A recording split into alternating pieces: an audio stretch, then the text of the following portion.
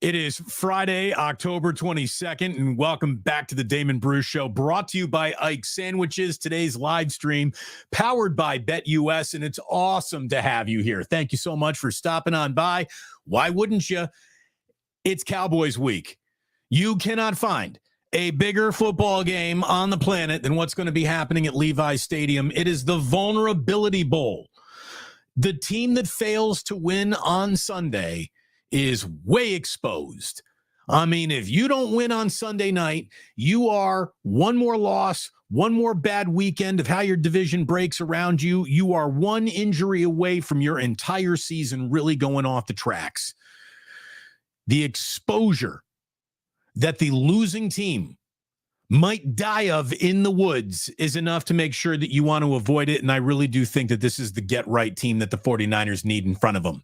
It is a marquee opponent. It is a bitter rival. It is a historic rival, but it's a rival that hasn't been much of a rival to you. 49ers have beaten the Dallas Cowboys in the last 3 times that they played them. Beat them pretty handedly, too, pretty convincingly throughout those wins. I think that Kyle Shanahan is at his best against the 49ers, against the Dallas Cowboys. And for whatever reason, the Dallas Cowboys do not find a way to put their best on the field against the 49ers.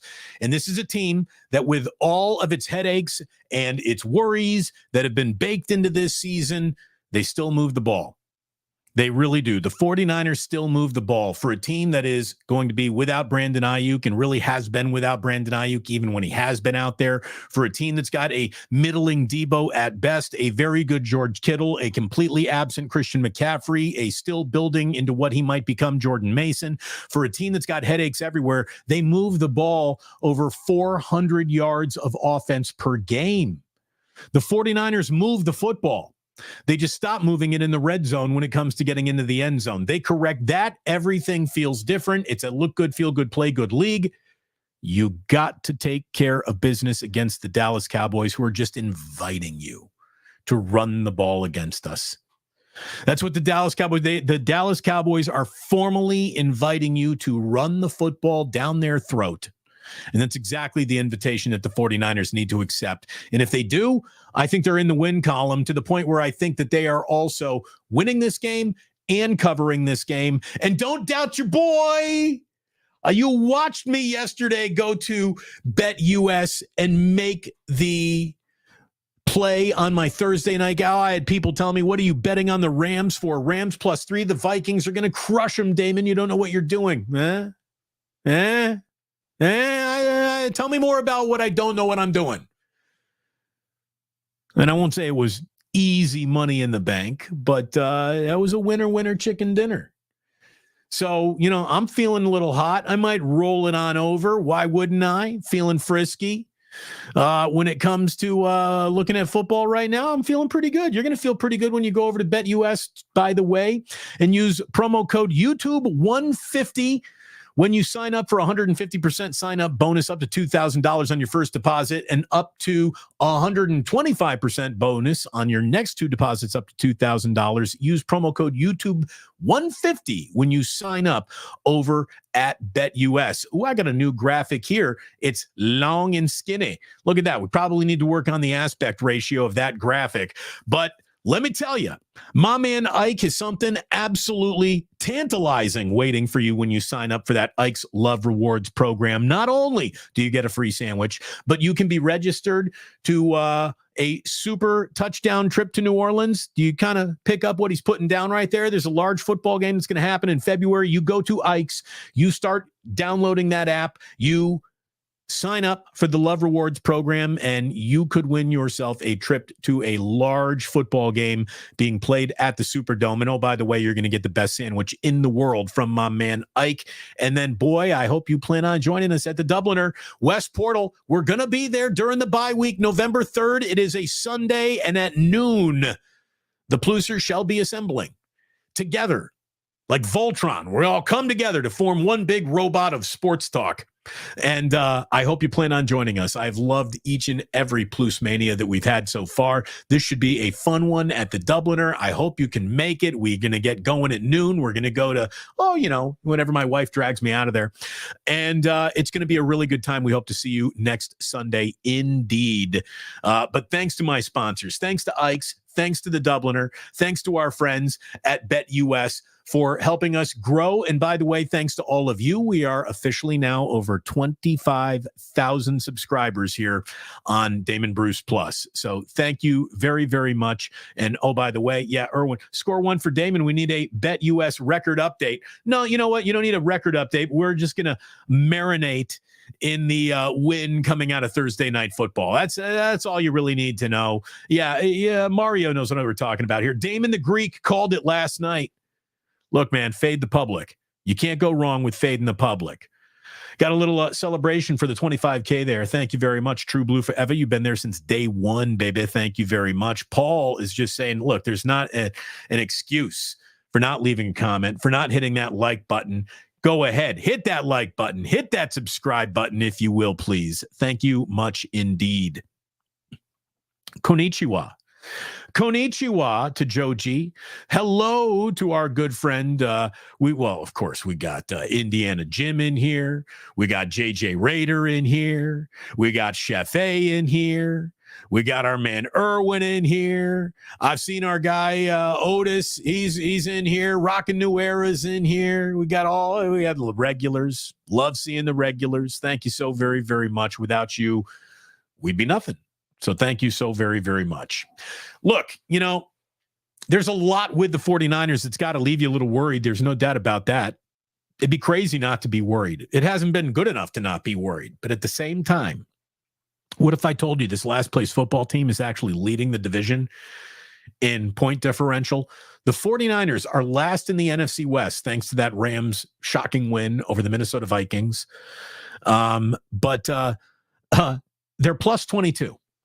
Point differential, they're plus 22. That's best in the division. They're in last place. First place is the Seahawks. They're plus 16. Second place, the Cardinals. They're minus 28. Third place, the Rams are minus 30.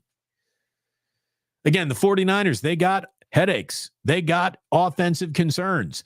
They also got no problem moving the football. It's really weird for a team that doesn't have the receivers, according to some, the offensive line, the quarterback to get it done, Kyle Shanahan, trash can emoji, blah, blah, blah, blah, blah.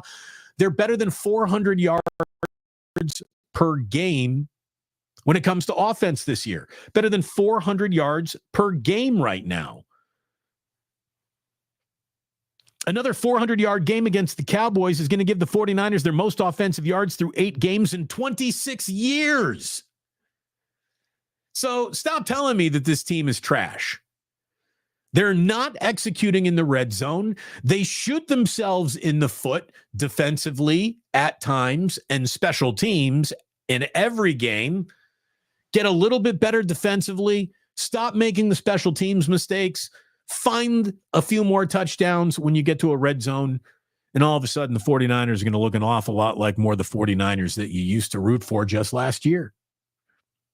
This is a big game. And Jennifer Piacinetti, is that her name, from Sports Illustrated, basically boiled it all down to right here. Right now, San Francisco's offense is top 10 in points per game, yards per play, and third down conversion. So keep all of that up and just start getting off the field on third down, because that's where the 49ers defense has let them down. They've allowed a 46% conversion rate on third down. That is 27th in football. That's just not good enough. And the Dallas Cowboys, whatever their concerns are, they do move the ball on third down. Right now, they're a top 10 team on third down conversion rate. So that's probably where the rubber meets the road in this game on Sunday night. If the 49ers get off the field on third down, don't let CeeDee Lamb go bonkers like winning fantasy weeks for guys with solo efforts that are going, oh my God, CeeDee Lamb, 3-touchdown game. If that doesn't happen, I don't know how the Cowboys are supposed to get through the 49ers with their injuries, with their problems right now. No Dexter Lawrence, no Deron Bland, no Micah Parsons. Like you can't ignore that. So a defense that hasn't really been good with them doesn't even have them. And, Juwan Jennings isn't going. That ain't good. You're not going to count. Look at it this way. Don't even think of Brandon Ayuk anymore. Just imagine he's on another team. It looks like Debo is going to go. Pneumonia, take that. I think the Niners win this game. I think they cover this game. And they better. They better. This series drips with history, but the Niners have won their last 3 matchups, obviously. You know the rest. You know how embattled of a season it really feels. And it's wearing on guys. I mean, we did a wake up with Kruger. Kruger looked exhausted this morning, and he was down at Levi Stadium. Funny vibes. Okay, here's what you got. You got an opportunity to beat an arch rival. You got an opportunity to have everybody talking about how the 49ers looked because they're the only game that anyone was watching on Sunday Night Football. You got the opportunity that the 49ers are starting each and every single sports talk show on Monday morning with whatever they did against the Cowboys. If they win, there's going to be a lot of laughing at the Cowboys. That's good for Niners business. There's going to be a lot of decent attention on the 49ers. And then you know what they got? They got the bye week. And the bye week is where you draw that line in the sand and you just say, hey, man, everything that happened has happened. We can officially distance ourselves from the bad vibes to start the year. Bye week is the official reset button. And then the games you got after that, that's the season that you're going to have. Again, you could have banked a few more W's, but you didn't. So here you are. Beat the Cowboys. Enjoy your bye week. Get better. Let John Lynch and Kyle Shanahan think and tinker around with a trade or two that might help this team, but I wouldn't be giving up many future assets. I really wouldn't. Reset during the bye week and then get ready for the 4-game stretch that is officially going to tell you what kind of year it's going to be. A 4-game stretch that is a no-joke stretch of football that will bring the 49ers on the road for 3 of those 4 games. You are going to Green Bay. You are going to Buffalo. You are going to Tampa Bay. Then you got the Seahawks. You got some institutional knowledge on how to beat the Seahawks, and you better. Because right now, that's your first-place team in your own division. You're playing catch-up there. It is set up for the Niners with a good second half to still look like the team that they want to be in the postseason. Are they going to be a 1 seed? That ship is probably sailed. But a division winner with a home playoff game, if you could sell that to the 49ers right now, they would buy it and they wouldn't ask for seconds. They'd be happy with that, given the way the year started. That's the sip of the day right there. Felt good about that.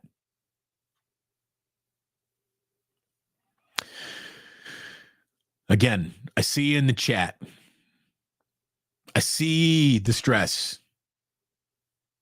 And you are right here, Indiana Jim. You put Demo and Lamb on green, and the other guy, everybody's, yeah, you got Demo on Lamb. I think so. And I think you got Mooney Ward maybe tracking CD Lamb. The Niners might not be built, as you look at them right now, to win a Super Bowl. I think they're still built to beat the Dallas Cowboys. Again, you got 2 teams battling each other for, how would you like to self-inflict wounds?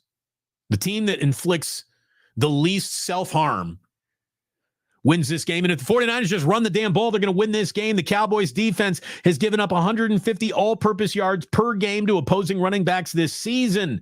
9 touchdowns to running backs in just 6 games. Run the ball. 40 carries. Jordan Mason getting 30 of them. Garendo, Patrick Taylor, end arounds. Get clever. Throw a few screens. Saw a damning stat, a really damning stat from our friend Dave Lombardi. I'm talking about dominating once again in the 15-yard box that the Niners have operated so well in. 12 yards in front of the line of scrimmage, 3 yards behind the line of scrimmage. Get that screen game going. It hasn't popped but once this year. Dave Lombardi shared this. The 49ers have generated just 1 explosive play on a target behind the line of scrimmage so far this season. And in the previous years, from 2018 through 23, they generated 70 explosive plays from behind the line of scrimmage. Again, that predates Christian McCaffrey signing. Get back to what you're good at. And I think the 49ers are going to be okay.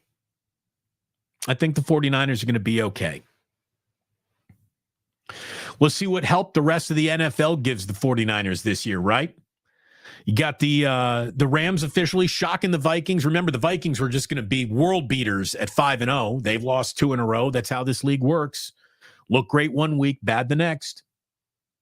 We've spent enough weeks looking at bad 49er football. Feels like it's time for a good week. I think they're going to respond. I really do. I think they're going to respond this week, even with all the headaches that have been baked into this game. You got the Bills at the Seahawks on Sunday. Go Buffalo. You got the Cardinals at the Dolphins, and the Dolphins got Tua back this week.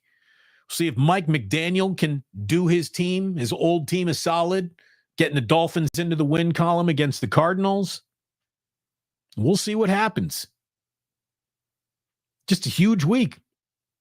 Huge week. This is a fork in the road game for each of these teams. Each team needs this game desperately. Each team is a candidate to drop 35 or more points in this game. Each team is a candidate to step on its own dick and lose this game with a sequence of mistakes that make you rub your eyes going, I can't believe I'm looking at this again for another week. Each one of these teams has the opportunity to turn the ball over 4 times. Each one of these teams has the capability of looking pretty damn good on any week. I think the Niners win. I think the Niners cover. I like the Niners in this game. I do. I think it's a get-right game for them. And if I'm wrong, you're vulnerable the rest of the way. Rest of the way, you're mega vulnerable. Is there anything else that needs to be said? Have we not circled the importance of this football game? We gave you a thumbnail of Dak. We gave you a thumbnail of Purdy. Again, 2 quarterbacks that, there's a lot of similarity in them in terms of, well, do you really think that that guy is the guy? Because you're about to pay him the guy money. The Dallas Cowboys made that choice.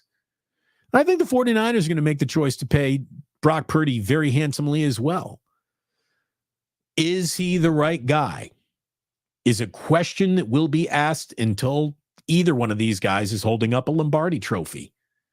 The pressures of being a quarterback in Dallas or in San Francisco are bigger than in other places. But at least in San Francisco, it's about football, and it's only about football. What an interesting article that I saw come out this week about how right now football isn't always the main thing going on in Dallas. Former Cowboy players, Tony Pollard, who is now with the Titans, Kelvin Joseph, who is now in Kansas City, and Dante Fowler Jr., with the Commanders now, were asked about, so what was it like being a Cowboy as opposed to what it's like being with your new team? And every one of them basically said, look, when you are in Dallas, there is just so much more going on than football. And it's a distraction. It really is. The Cowboys are a brand of international business that never relents. They're a brand that generates their own attention and demands that attention fall upon them no matter how, no matter what. A lot of teams, they go behind the closed doors of their facility, and it's just about football, prepping for football. The closed doors in Dallas are open to public tours. Tony Pollard, Kelvin Joseph, Dante Fowler Jr., all of them said in Dallas, the facilities are second to none, but the polls in directions that aren't just football are all around you. And not only is it tempting to give into these distractions, you're encouraged to.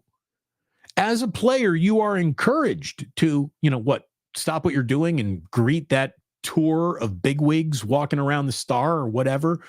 Ben DiNucci, former backup quarterback for the Dallas Cowboys, said, I'll never forget when I would work out on Tuesday mornings. People would be tapping the weight room glass like I was supposed to do something cool or perform on command for them. In other words, his workout couldn't be just about his workout.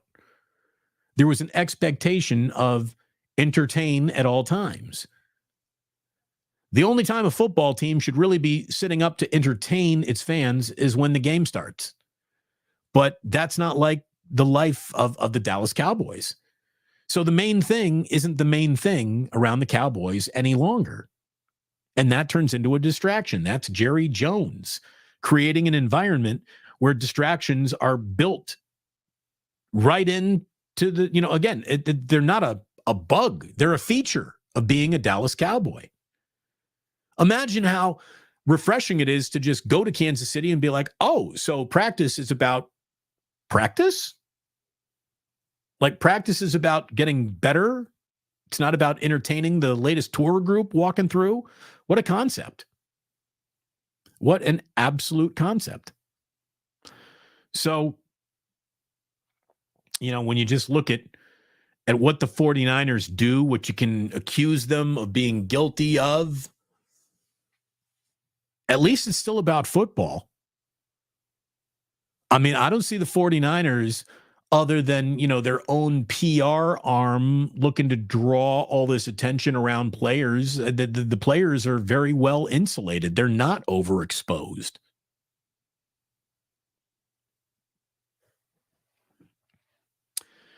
I hope you plan on getting overexposed to Sunday Night Football right here on the Plus. We are going to be doing our second live in-game stream ever. We did it last week against Kansas City. We're doing it this week.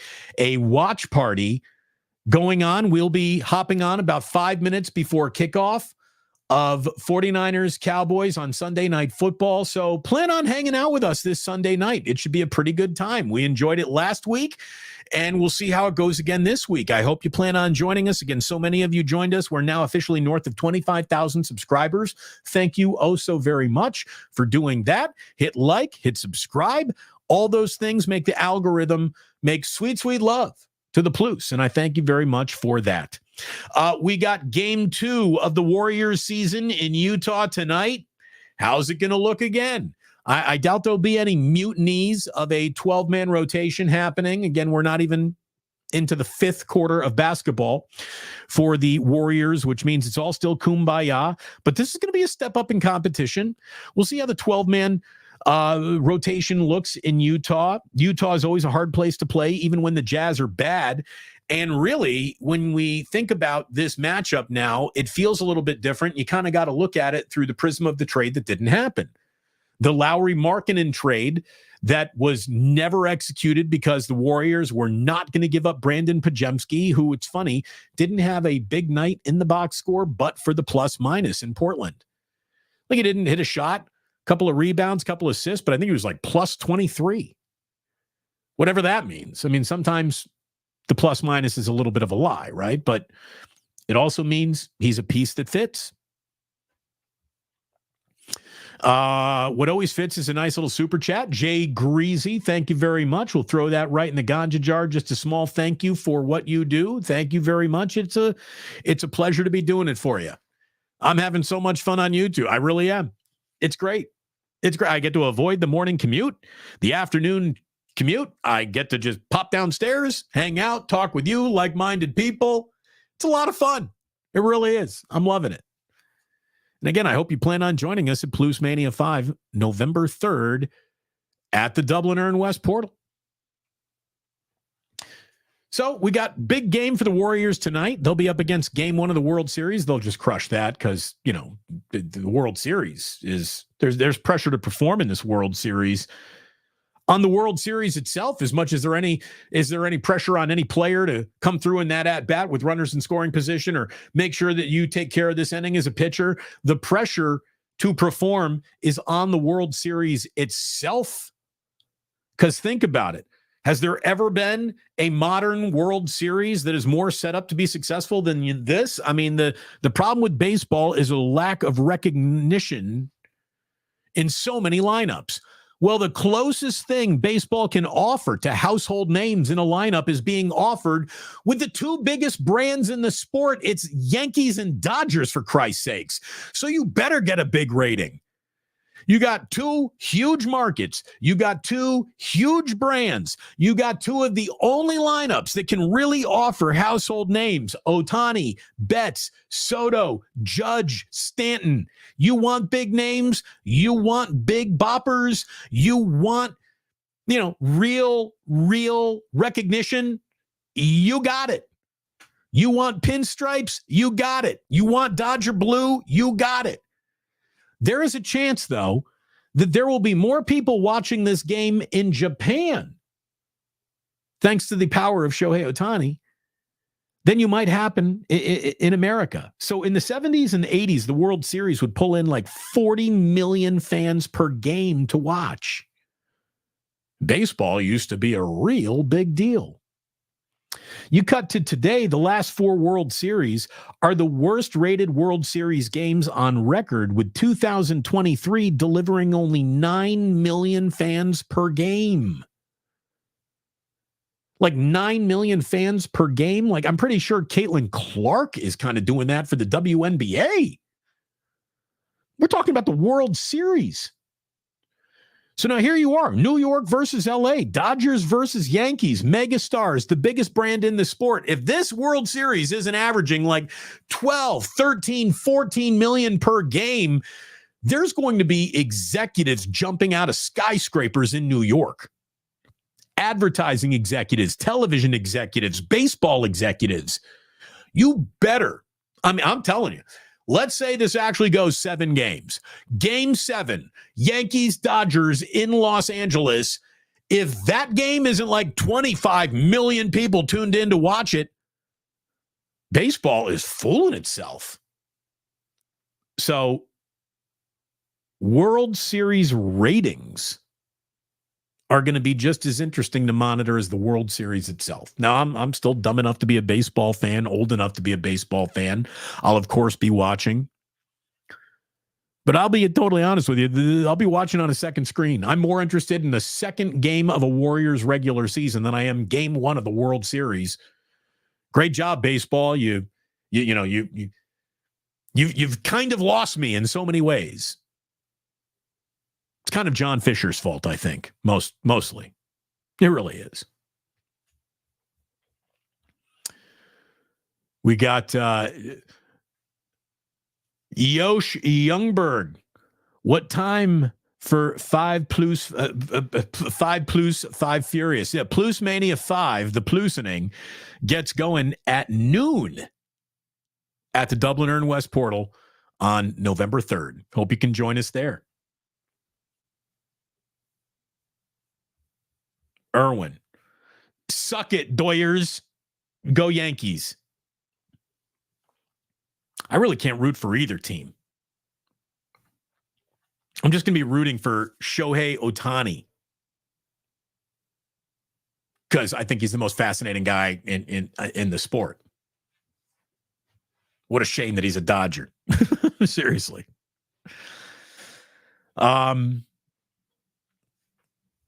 What else we got here today? I mean, everyone knows what's coming up. Sunday Night Football. That's what matters. The Hoosiers, game day, Bloomington. That's what matters. Oh, my God. I'm going to wake up tomorrow morning and game day is going to be in Bloomington. These eyes have never seen anything like that. I'm excited. I really am. I'm very, very excited. Before we give you your today in history, let me again just say thanks to everyone who has signed up as a member of the Initiated. Thanks to everyone who has helped this channel with a super chat. Thanks to everyone who has supported this channel by supporting sponsors. You know, I talk about BetUS. I talk about the Dublin Earn West portal. And, of course, my man Ike all the time, who is behind me at all times. There he is. You know. Does he have your back? Yes, literally. He's right there. He's got my back. Look at these awesome helmets. Those are brought to you by Green Gridiron. Go into the description of this video for a link to Green Gridiron and check out these helmets. The holiday season is coming. Instead of getting another jersey, a third jersey, get that first helmet. We're talking about reasonably priced mini helmets. We're talking about your favorite college football team, your favorite NFL team, just priced to ready to go. You want a replica helmet? You can do that. You want the real deal Riddell Speed? You could wear it in a game tonight level helmet. You can do that. If you want to customize a helmet like this beaut over here, you can do that as well. Check out Green Gridiron. Again, thanks to my sponsors and thanks to all of you. Now 25,000 subs. I thought this was incredible. Like, first of all, if you had told me as a battered radio performer like 5 years ago, let's go back 5 years, right? So I'm still in afternoon drive on 95.7 The Game. I'm still on the radio, still doing shows with Ray. And you would have come up to me and you would have said, 5 years from now, Damon, you're going to be on YouTube and game day is going to be in Bloomington. I would have said, no way. No way to either. No way to, well, here we are, 25,000 subscribers on YouTube and game day is in Bloomington. Here's what's amazing. Here's what's really amazing. I saw an insane stat from the Wall Street Journal that right now there are people, 12 million people in the United States who identify as full-time influencers. Is that what I am? Am I an influencer? I'm never going to be comfortable saying that. 12 million full-time influencers in the United States right now. 27 million people say that they have made money as a content creator. So not full-time, but there are 27 million who are, posting videos for views and making a little cash on the side during that. We are now talking about 7% of the American workforce is identifying as a content creator. 7%. At no point in time did 7% of the American public identify as a broadcaster. So the world is changing, folks. Media is changing. I mean, really something else. Gareth is like, Damon, the helmet is lit. It really is. Look at this helmet, baby. Isn't this awesome? I freaking love this thing. Hey, 5,000 more subscribers. We get another helmet sticker. Get a helmet sticker for all 10,000 subscribers. So 5 more, we'll have a third sticker. This is a real deal helmet. This is not a replica helmet. This is a real helmet, baby. Awesome. Look at that visor. That visor looks like it's good for 5 tackles and a sack and 2 tackles behind the line of scrimmage alone, right? Like, you see this visor coming, you're getting tackled. I freaking love that helmet. And check out Green Gridiron. Check them out. So thanks to everyone. Thanks to all of you. I invite you back here Sunday night. Forget about the 2-minute warning. Join me at kickoff for our second ever watch party. Should be fun. Are you ready for a little Today in History? Here we go. Today in history. Happy birthday. She turns 40 today. Katy Perry. No longer a teenage dream when you are 40 years old, but she was born today in 1984. Happy birthday, Katy Perry. Born today in 1940. Now, he passed away at the age of 83, but I got to bring it up as game day rolls into Bloomington. Happy heavenly birthday to Robert Montgomery Knight. Indiana, we're all for you. We will fight for the cream and crimson, for the glory of old IU. IU never daunted. We will not falter in the battle. We're tried and true. Indiana, Indiana, Indiana, we're all for you. Let's go. Let's go. By the way, Bob Knight, 902 career wins, 3 titles, 11 Big Ten championships. You will never find a finer basketball coach in your life. And you'll never find a bigger asshole in your life than what Bobby was. He was from a time that no longer exists. By the way, that basketball, right, of the two round things over there are Ike's head and a basketball that is signed by Bobby Knight. He died in 1973. He died before I was born. But today would have been Pablo Picasso's birthday. Born today in 1881. Pablo Picasso. Have you ever been in the same room with a Picasso? There's gravity to it. When you know, like, oh, that's a real Picasso, you know that you're looking at something like, oh, that's worth more than $1 million. Just looking at it, there it is. There's gravity to a Picasso. It's also one of my favorite Saturday Night Live skits of all time. John Lovitz was sitting in a restaurant, and he was Picasso. John Lovitz would sit in a restaurant. They would bring him the bill at the end of the night, and he'd go, oh, okay. They'd give him the bill, and he'd go, there you go. I'm Picasso. I'm Picasso. Just scribble. There you go. To be worth $1 million. I'm Picasso. I love John Lovitz. John Lovitz, one of the greatest utility men in the history of Saturday Night Live. John Lovitz was only incredibly funny in everything he was ever in. What's your favorite John Lovitz? Well, Hanukkah Harry's one of them. I'm Picasso. Finally, today, your last bit of history. Today in 1964,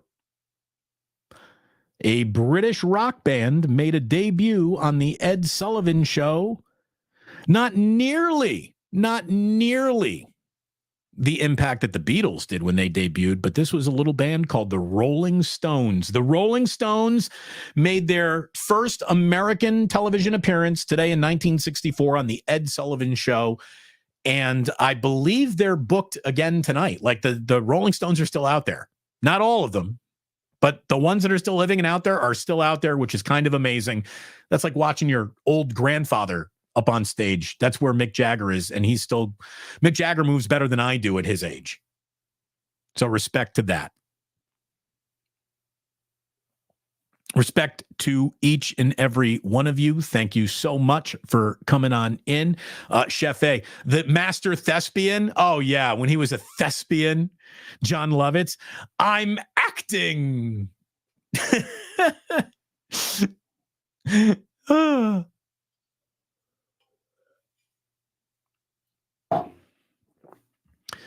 Chef A's like, yeah, I knew a billionaire who had a Picasso in his apartment on Upper Broadway in San Francisco. Yeah, I actually, I've delivered a Guardsman Christmas tree to a house on Billionaires Row that had a Picasso just hanging over the fireplace. I was like, shouldn't that be a museum? And then I looked around the house and I'm like, oh, well, this house is kind of a museum. Okay, there you go. It's good to be rich. It's good to have a loyal audience, and I certainly have one of those. Thanks to all of you. Thank you very much, and I hope to see you again on Sunday for the watch party and the live stream. Meanwhile, have a great weekend. Thank you so much for watching. And please do remember that sports don't build character, they reveal it. And like that, he's gone.